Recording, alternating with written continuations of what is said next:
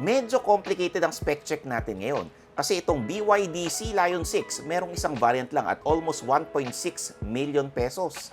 Sa presyong yan, may mga EV and hybrids na so itatapat natin siya sa isang formidable contender na sikat.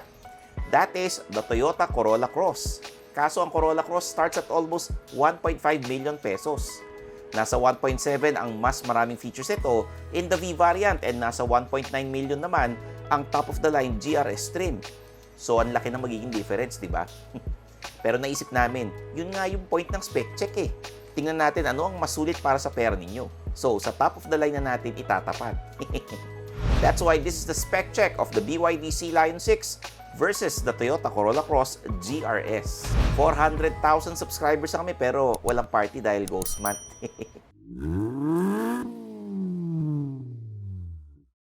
Kotse ba?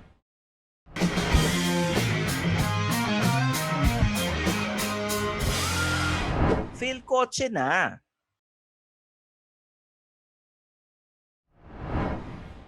As mentioned earlier, ito ang presyo ng dalawang models na ito.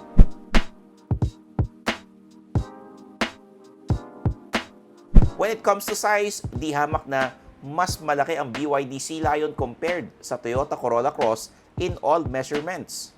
Actually, mas malapit na ang size ito sa Ford territory. In all areas, lamang talaga ang BYD.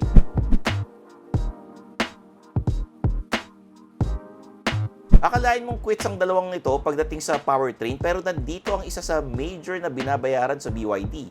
Pareho kasi sila ng Corolla Cross na may 1.5-liter engine sa kanilang hybrid system.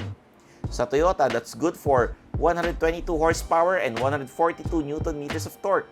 Pero sa Sea Lion, dahil plug-in hybrid ito, mas malakas ang electric motor niya. Kaya ang total system output ito ay nasa 217 horsepower and 325 Nm of torque. Meron pa itong electric-only drive mode na good for 100 km ang range, extended mode na good for 1,100 km. Perfect sa mga nagdududa pa sa full electric cars.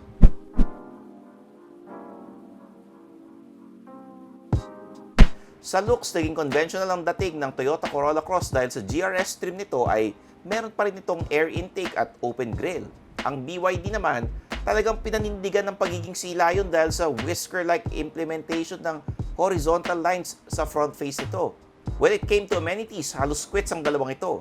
LED lighting system, power folding side mirrors, alloy wheels, powered tailgate, panoramic sunroof, and may roof rails pareho. May small advantage lang ang Corolla Cross with its kick sensor sa tailgate.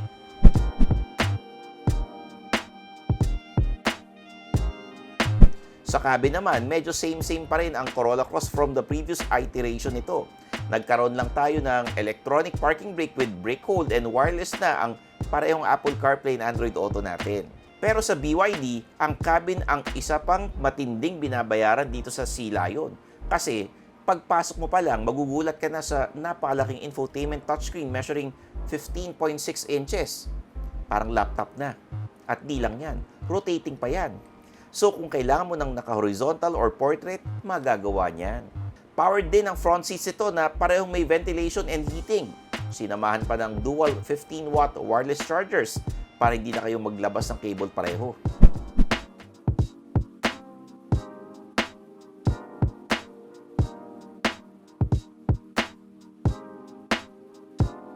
Pareho namang loaded ang dalawang ito when it comes to tech amenities, which is always a good thing. Madaming airbags, may stability measures, sensors, front and back, and 360 camera system. May konting pakulo lang ang Corolla Cross dahil may video recorder na ito built-in. Hindi mo na kailangan bumili ng separate dashcam. Pero ang BYD, mas maraming advanced driver assist features. Tingnan nyo na lang sa next table pero na-overwhelm niya talaga ang Corolla Cross sa department na yan. May ibang additions pa tulad ng comfort braking, kung ano man yan. Tire pressure monitoring, and see-through mode sa 360 camera system nito.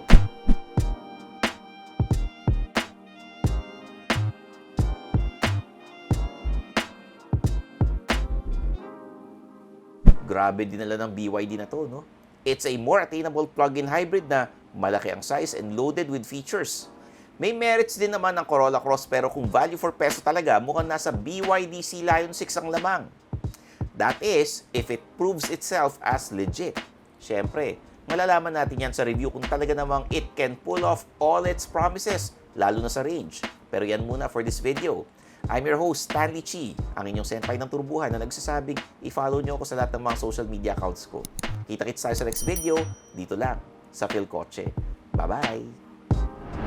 Thanks for watching! For the latest news, reviews, and anything you want to know about cars and car ownership, visit philcoche.com. Follow us on YouTube, Facebook, Instagram, and Spotify para hindi ka huli sa usapan. Tandaan, kotse ba? Philcoche na!